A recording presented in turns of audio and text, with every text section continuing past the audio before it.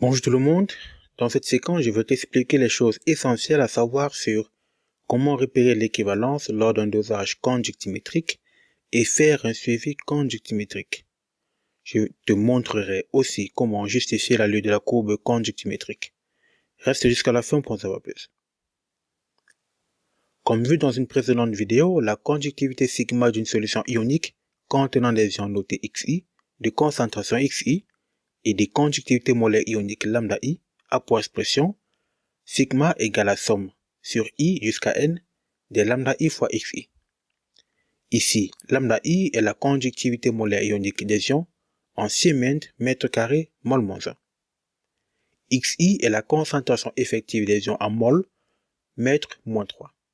Et sigma est la conductivité en Siemens par mètre. Je te mets le lien de la vidéo juste ici en haut à droite si tu n'as pas encore regardé. Exemple d'application. Soit une solution d'hydroxyde de sodium Na+, plus OH-, de concentration en soluté C égale 1 fois 10 exposant moins 2 mol par litre. Donc, ici on veut calculer la conductivité.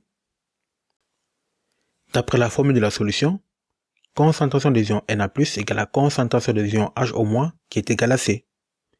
La conductivité sigma de la solution est donc lambda Na fois Na plus lambda HO- fois concentration de HO-.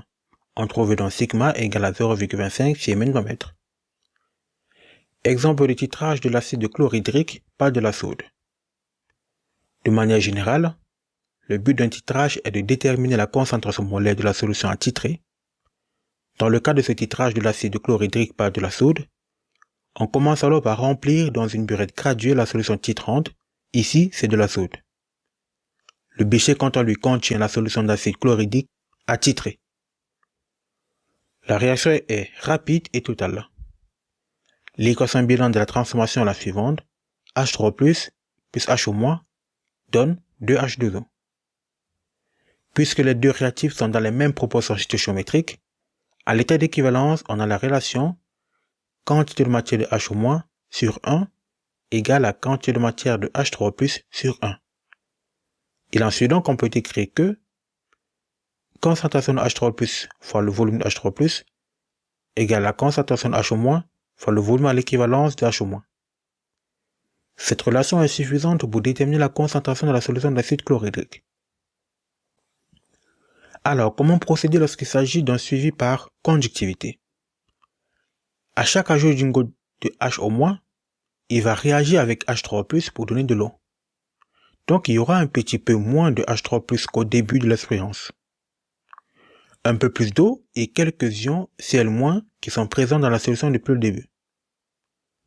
Le conductimètre alimente la cellule conductimétrique pour suivre l'évolution de la réaction de dosage. On va donc repérer l'équivalence à l'aide du conductimètre. On va mesurer la conductivité, c'est-à-dire la mobilité des ions dans la solution, car plus il y a d'ions, plus la solution conduit. On va distinguer deux étapes. Dans l'étape 1, lorsque je n'ai pas encore versé de la soude, le milieu réactionnel contient des ions H3+ plus Cl-. La conductivité s'écrit donc sigma égale à cette équation. Dans l'étape 2, lorsqu'on rajoute quelques gouttes de HO-, elle va totalement réagir avec H3+ pour donner de l'eau. Donc les ions HO- n'ont pas d'impact sur la conductivité de la solution car elles réagissent rapidement et totalement. Cependant, la concentration des ions H3+ va diminuer et les ions Na+ vont aussi entrer dans la solution et vont aussi servir à déterminer la conductivité. La conductivité s'écrit donc suivant cette relation. On va avoir ce schéma-ci. La conductivité décroît dans un premier temps jusqu'à atteindre le point d'équivalence. Ensuite, elle remonte. Pour repérer l'équivalence, on se met à l'intersection de ces deux droites et on détermine le volume versé à l'équivalence.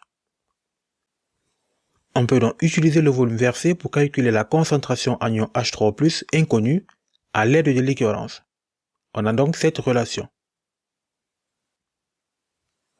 Dans la pratique, ce qu'on vous demande au bac, c'est d'expliquer la lue de cette courbe. Pour cela, tu dois te rappeler d'utiliser la formule de la conjectivité, qui est celle-ci. J'espère t'avoir aidé dans cette vidéo et renforcer tes connaissances. N'hésite pas à me poser tes questions en commentaire. D'ici là, porte-toi bien.